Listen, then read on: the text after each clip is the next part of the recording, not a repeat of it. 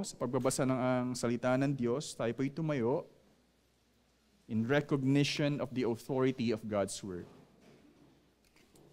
Our text is in Luke 17, verses 7 to 19.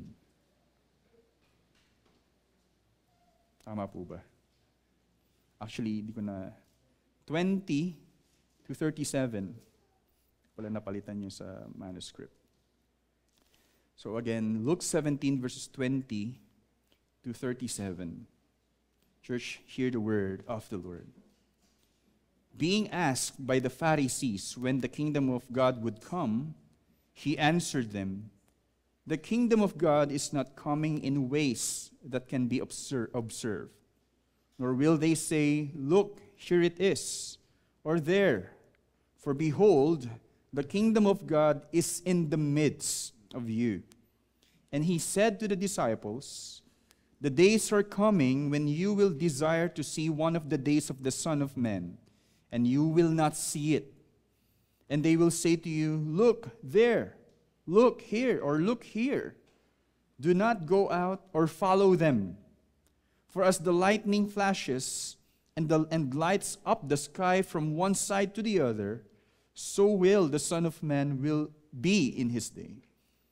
But first he must suffer many things and be rejected by this generation.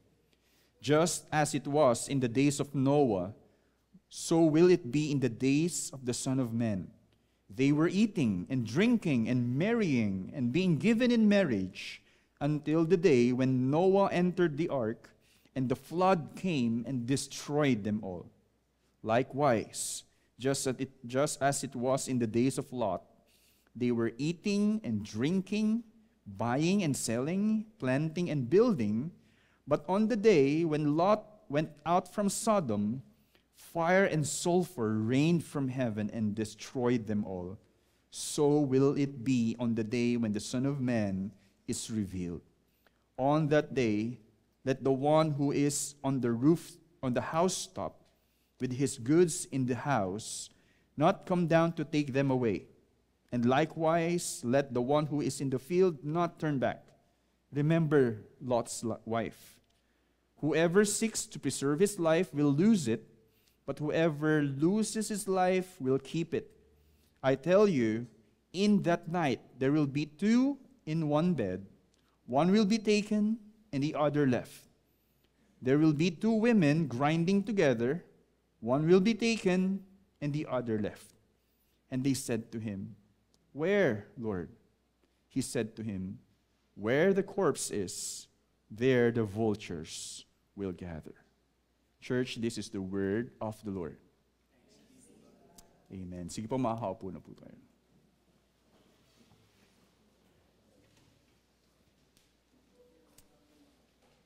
Sino po sa inyo yung naghanda dati sa Y2K? Alam niyo po ba yun?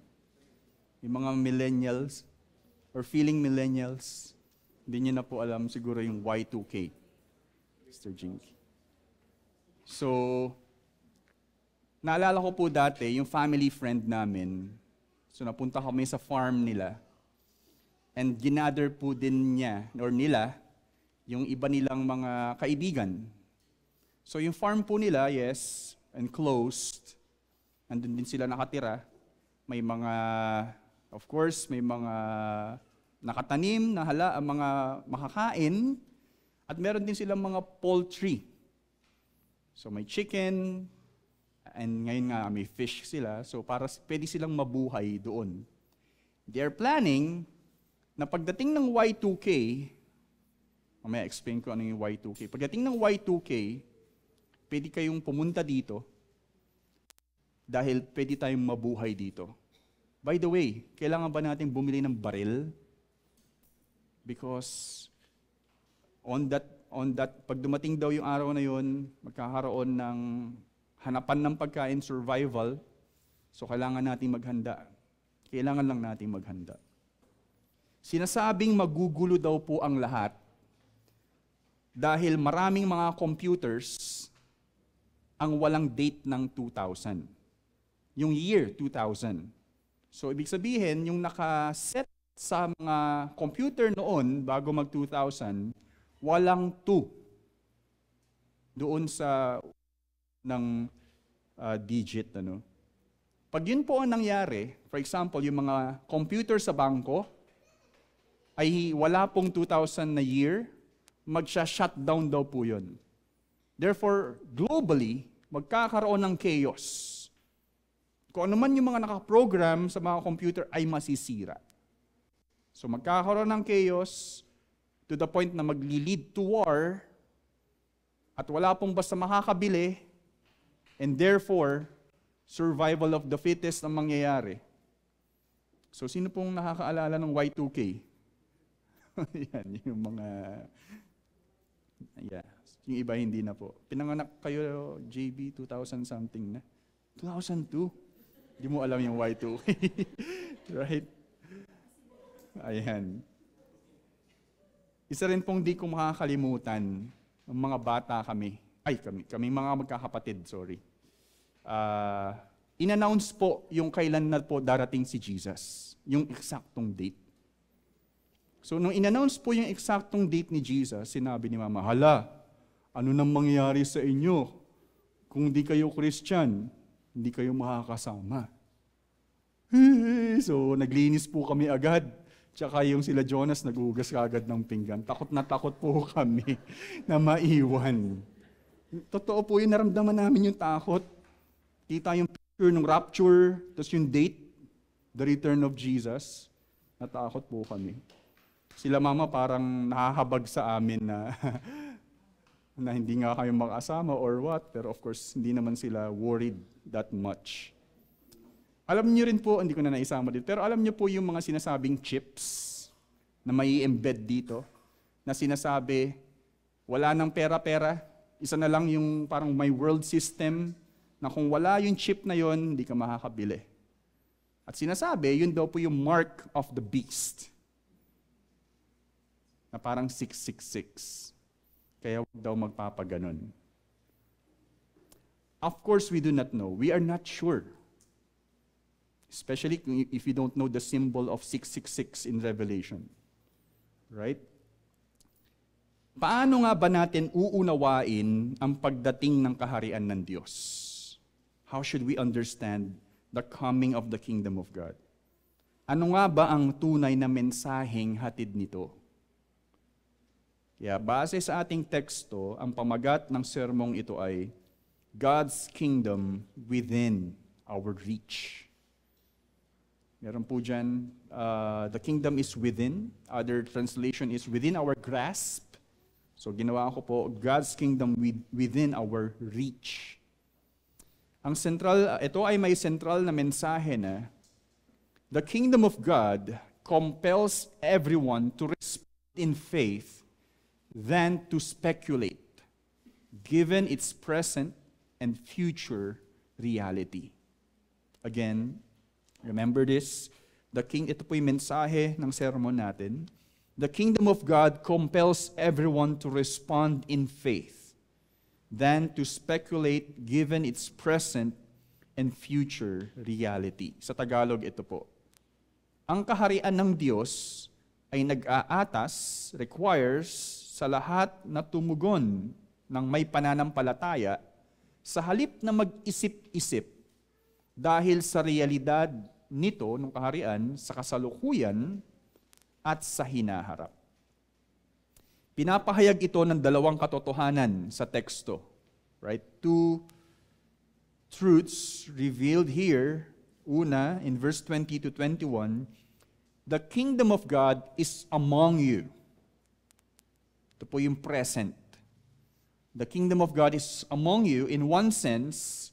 Second, in verses 22 to 37, what we can see is, the kingdom of God will be among you. Kaya po may tinatawag na, the already and the not yet. Yes, the kingdom of God is already here, but not yet fully. Right?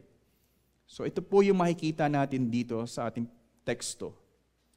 Sinasabing nais ni Lucas dito sa teksto na pagsamahin ang realidad ng kaharian ng Diyos sa kasalukuyan at sa hinaharap. Ito po yung sinasabi ni Earl Ellis na gustong gawin ni Lucas dito yung pagsasama ng present at future reality ng Kingdom of God. Makikita natin dito kung ano ang nais bigyang diin ni Jesus patungkol sa pagdating ng kaharian ng Diyos, kung saan inaasahang sa kanya malalaman ang buong kapahayagan nito. Of course, the Pharisees here, perceiving that Jesus is like the one sent by God from heaven, are interested patungkol sa mga mangyayari in the future that they ask Jesus. And of course, parang it seems na ito ang nakakaalam ng revelasyon patungkol sa secrets of the kingdom of God. Ano kaya yung mangyayari sa dulo? Pero makikita po natin, lumalabas yung interest ng mga Pharisees. At hindi sila nakafocus sa totoong kalooban ng Diyos patungkol sa kaharian. Ngunit sa kabila ng interest ng marami, even in our time, patungkol sa kaharian ng Diyos, pinahayag ni Jesus ang mensaheng hatid ng realidad ng kaharian ng Diyos. Jesus here addressed the real message about the coming of the kingdom of God. So simulan po natin sa umpisa, the kingdom of God is among you. Now, sa verses 20 to 21, basahin po natin muli. Being asked by the Pharisees when the kingdom of God would come, he answered them, "The kingdom of God is not coming in ways that can be observed, nor will they say, 'Look, here it is,' or 'there,' for behold, the kingdom of God is in the midst of you."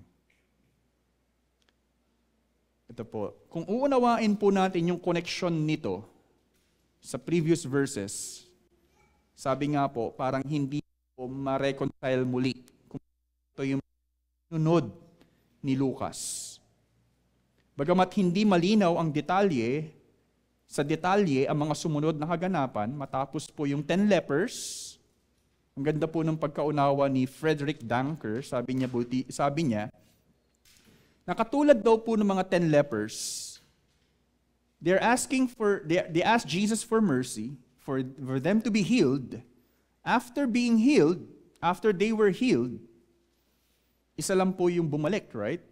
Lumalabas na yung mga 9 lepers ay katulad ng mga Pharisees, na narito na yung Mesias, yung kapangyarihan ng Diyos was revealed in Jesus Christ, hindi pa rin nila nakita.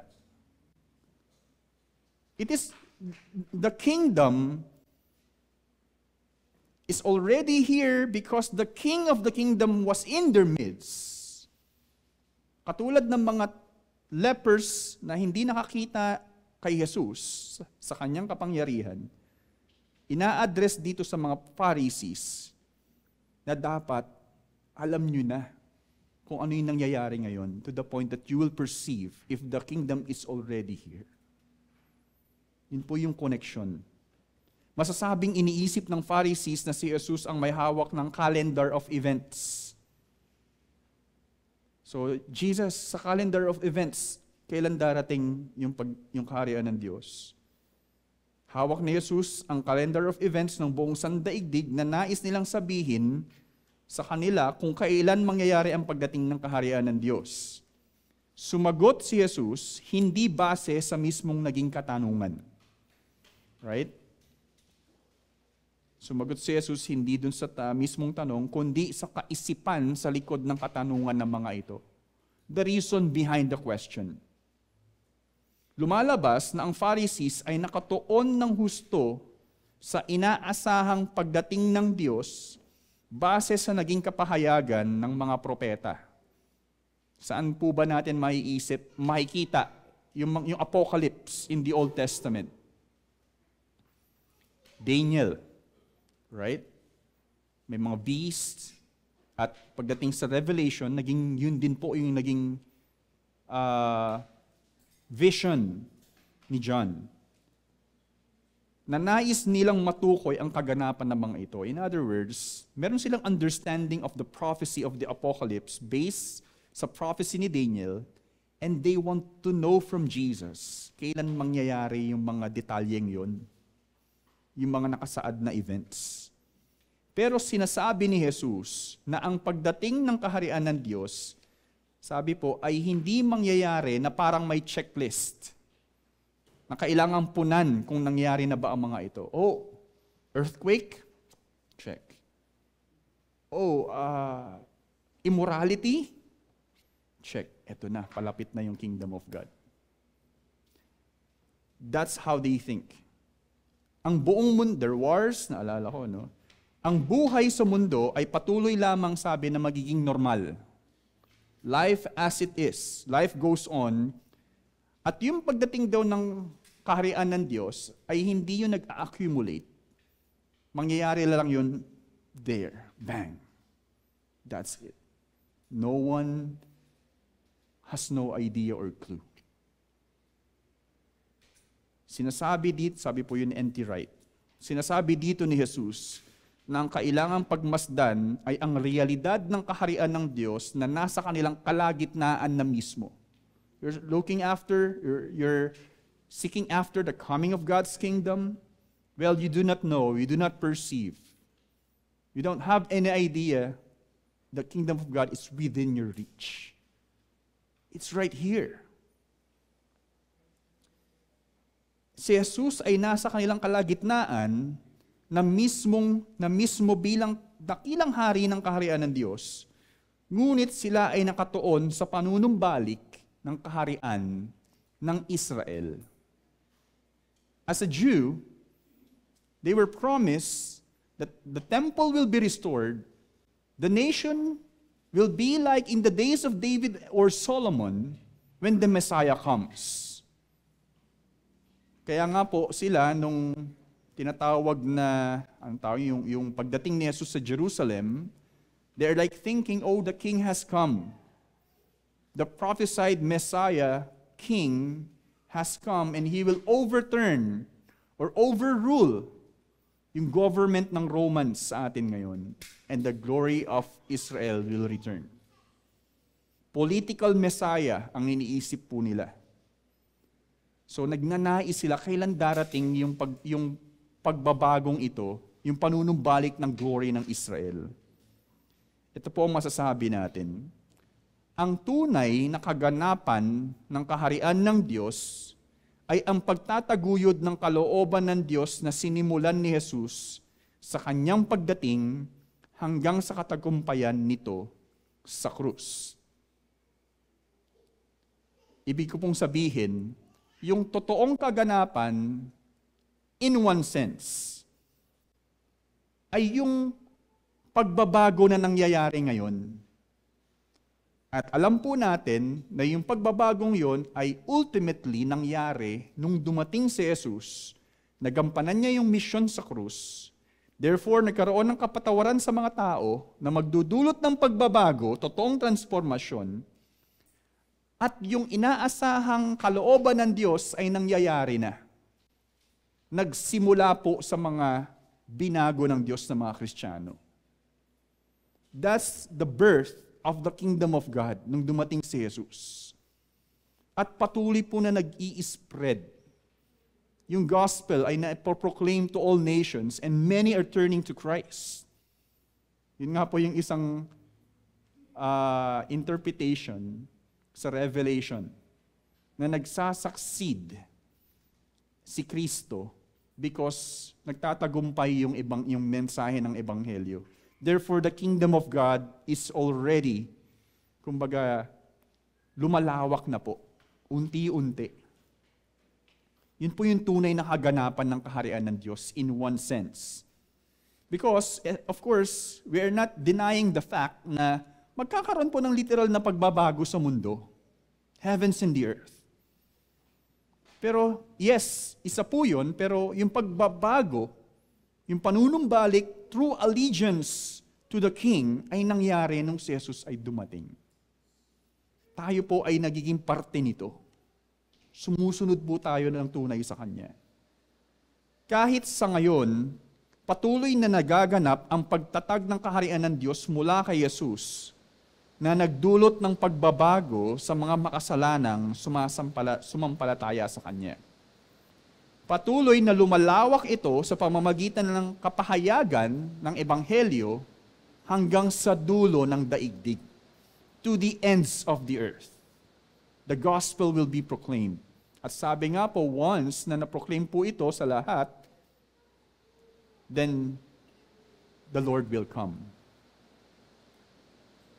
Sa isang banda, ang realidad ng kaharian ng Diyos ay napasa atin na dahil kay Jesus. Ang tamang tugon dito ay ang pananampalataya kay Jesus, na siyang daan tungo sa kaharian ng Diyos. Ang katanungan po natin, kung ikaw ay nagnanais sa kaharian ng Diyos, ikaw ba ay sumasampalataya ng totoo kay Jesus? At kung ikaw ay tunay na mananampalataya, ikaw ba ay kabahagi sa pagsulong ng kaharian ng Diyos? Kaya ito po, huwag kang magmasid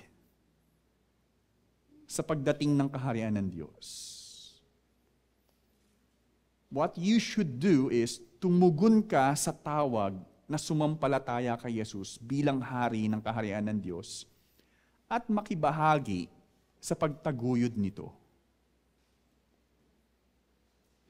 The coming of the kingdom of God is not revealed to us, at least yung understanding nito, para lang i-trace natin yung kaganapan ng mga ito. Well, we have to respond in faith. Magtiwala ka sa anumang mga gagawin ng Diyos.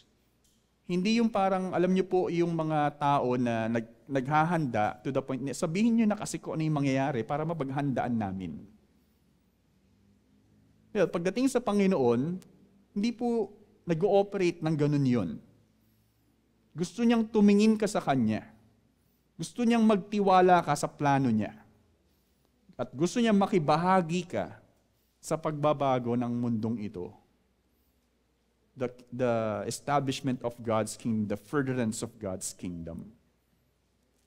Ayan po. We have to know, first, the kingdom of God is among you. Now, second, the kingdom of God will be among you. The not yet. Kanina po yung already, and maybe we can say, the not yet.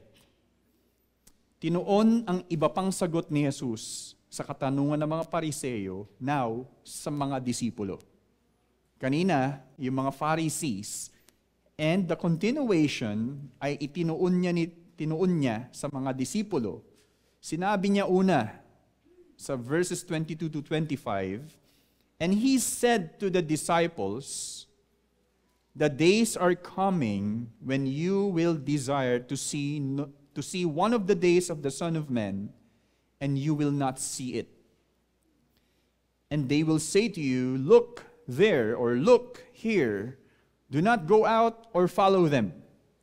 For as the lightning flashes and lights up the sky from one side to the other, so will the Son of Man be in his day. But first, he must suffer many things and be rejected by this generation. Ngayon po, sa pagkakataong ito, again, tinukoy din ni Jesus ang katotohanan ng realidad ng kaharian ng Diyos now, in the future. Ang mga araw ng anak ng tao, the days of the Son of Man, again, if I will ask you, saan po natin makikita sa Old Testament yung term na Son of Man? Sa Daniel, right? Nabanggit po itong yung araw na ito, yung prophecy na ito, especially in chapter 7, 13 to 14. Ito po ay patungkol sa huling araw kung saan ang panunubalik ng anak ng tao, and we know that is Jesus Christ, ay itinakdang paghatol sa mundo. We're talking about not the coming. We're talking about the return of the Son of Man. Meaning, itong panahon na kung saan kausap nila si Jesus, yun yung kanyang unang pagdating, kaya may tinatawag na second coming of Jesus. Because after fulfilling the work of salvation on the cross, He resurrected, that's it, sealed it, and now He ascended. And He promised that I will be with you again. Yun po yung na-prophesy, of course, yung panunumbalik na iyon. Pero yung panunumbalik ni Jesus, you have to know, or we have to know, that is the judgment day. Yun po ang itinakdang araw ng paghatol. Manunumbalik si Jesus sa kalwalhatian nito na parang kidlat na nagliliwanag sa buong kalangitan. Sabi po sa Magandang Balita Biblia Translation, lightning, tama po ba? Lightning flashes and lights up the sky from one side to the other, so will the Son of Man will be in His day. In other words, it will be glorious. The return of Christ will be majestic. Ngunit, pinapahiwatig ni Jesus rito ang kanyang pagdurusa at kamatayan sa krus sa umpisa bilang punto ng pagkatatag ng kaharian ng Diyos. He said, but first, He must suffer many things and be rejected by this generation. Yes, again, they do not like the idea of the dying of the Messiah or the death of the Messiah. Ayaw po yun ng mga Hudyo, even the Greeks. It's foolishness. The cross is foolishness. But we have to know na bagong tuluyang mangyari yung pagbabago ng mundo, nakasalalay ito sa sakripisyo ni Jesus. Yung pagbabago ng lahat ay nag-a-anticipate ng pagresolba ng problema sa sumpa ng kasalanan. Kaya po sinasabi ni Jesus, but first, you have to understand that that He, the Son of Man, must suffer many things and be rejected by this generation. Kailangan pong mamatay muna ang Son of Man na ito, which is the point of the establishment of the kingdom of God. Yun po ay importante. Sinabing sunod ni Jesus in verses 26 to 30, nagbigay po siya ng example, just as it was in the days of Noah, so will it be in the days of the Son of Man. They were eating and drinking and marrying and being given in marriage until the day when Noah entered the ark and the flood came and destroyed them all. Likewise, just as it was in the days of Lot, they were eating and drinking, buying and selling, planting and building. But on the day when Lot went out from Sodom, fire and sulfur rained from heaven and destroyed them all. So will it be on the day when the Son of Man is revealed. You want to know ano yung itsura? What will be it like pag dumating yung Son of Man? You know the days of Noah? Wala silang pakialam sa sarili nila. They're living in their own desires. Bang! The flood came.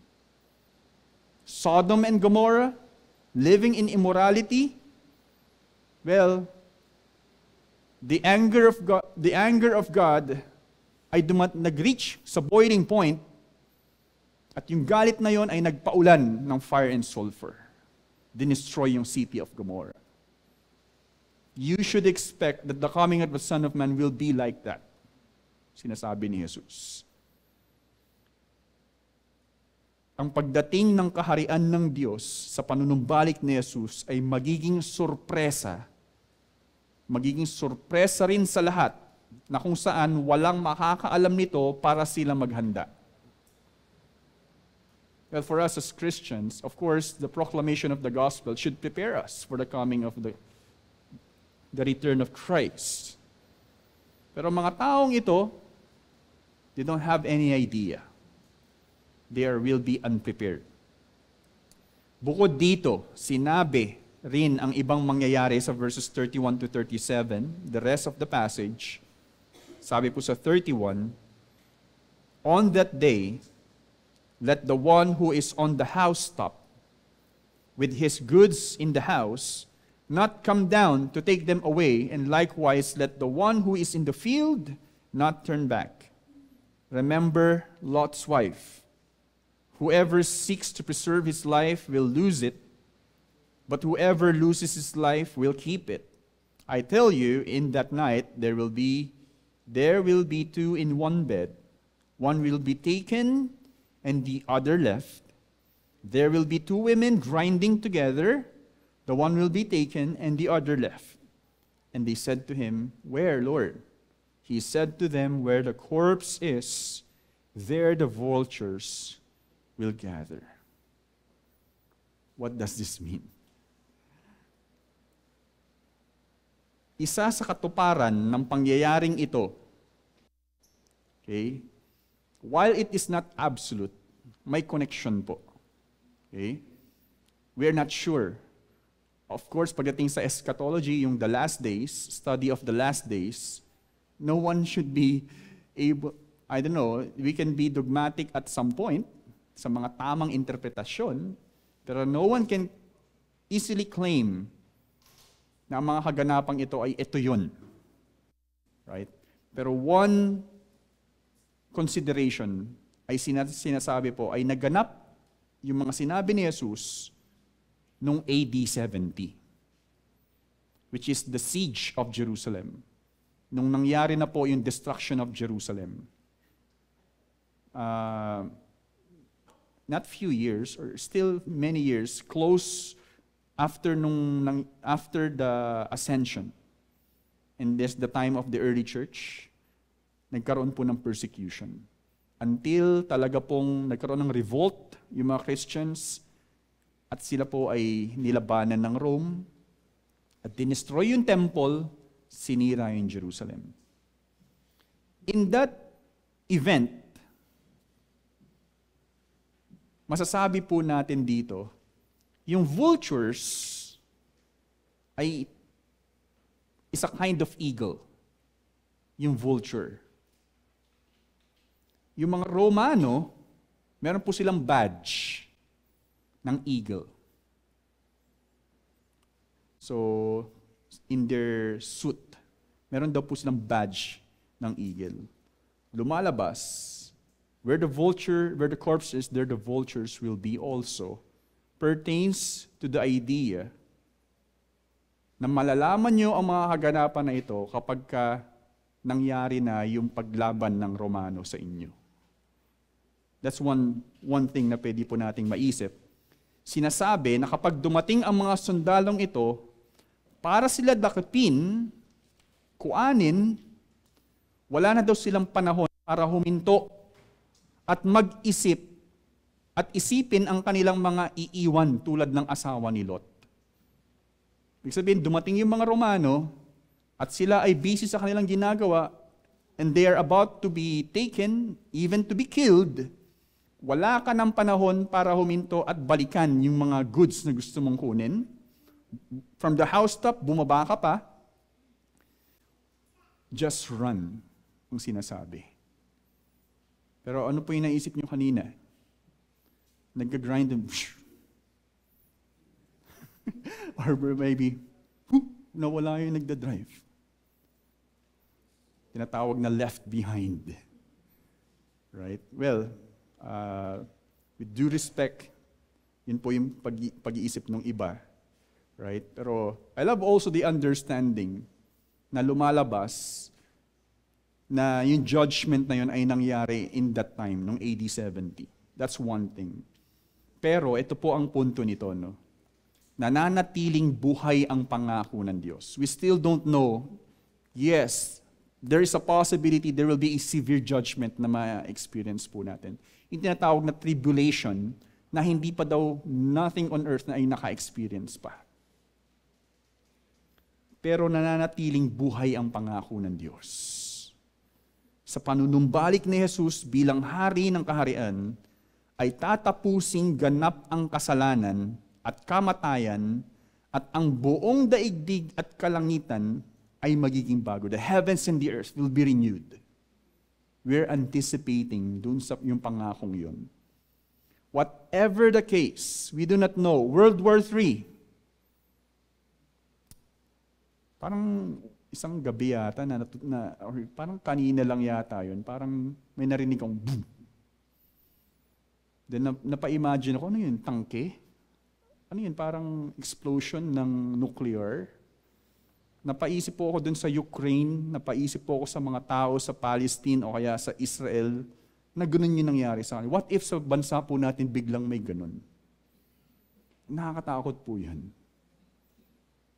And it is really frightening kung ano man yung mga dadalhin, ano man yung mangyari na dala ng araw ng hukom na yun sa atin. But still, we have to take heart because we know that the Lord will renew all things pag dumating po yun. Si Jesus ay nanunumbalik para sa kanyang mga tinubos at minamahal. Ngunit, ang sinumang hindi sumampalataya sa kanya ay tatanggap ng kanyang galit at hindi ka nais-nais na hatol. That's what we need to know. In one sense, yes, we can be hopeful. It is comforting to know that the Lord will return and take care of the ones na talagang nanampalataya sa Kanya. But do not be too confident. Because you do not know. Baka in the end, you will also suffer the judgment na dala ng Diyos. We have to be ready. Pero hindi ito ang mensahe ni Jesus rito. That's not the message. To understand again, pinahayag ni Jesus muli na the kingdom of God compels everyone to respond in faith than to speculate, given its present and future reality. Inaatasan po tayo, we are required or compelled. And pwede nga pong gamitin yung word na compelled, forced to really put your trust in the Lord, to live in faith throughout this time until He return. Pinahayag ito ng dalawang katotohanan sa teksto. Una, the kingdom of God is among you, and the kingdom of God will be among you. At bilang huling katanungan, ito po ang tanong. Gaano ka nakahanda sa panunumbalik ni Jesus? Naghahangad ka ba sa kanyang panunumbalik? Yung una pong tanong, ang pwede po nating maisip doon, are you living faithfully sa call ng Diyos? Or you, as a Christian, or if not, are like the people in the days of Noah, or in the days of Sodom and Gomorrah,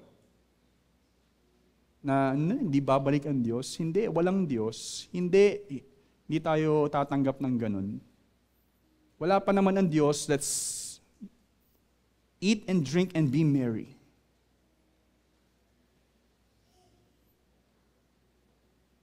Or as a Christian, you're suffering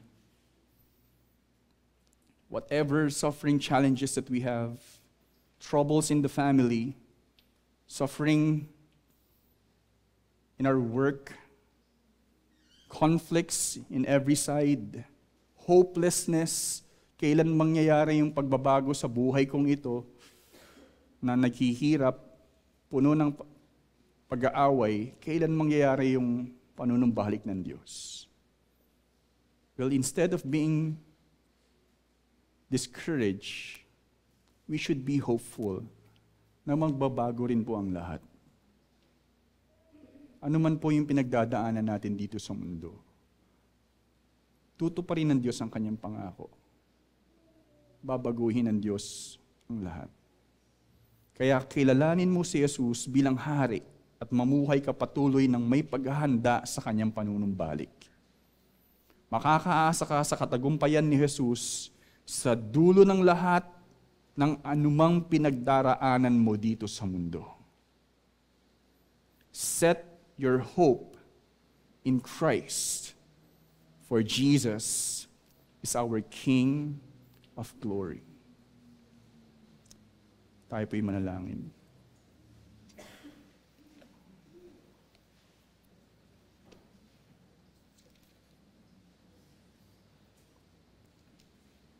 I want to pray from Psalm 24.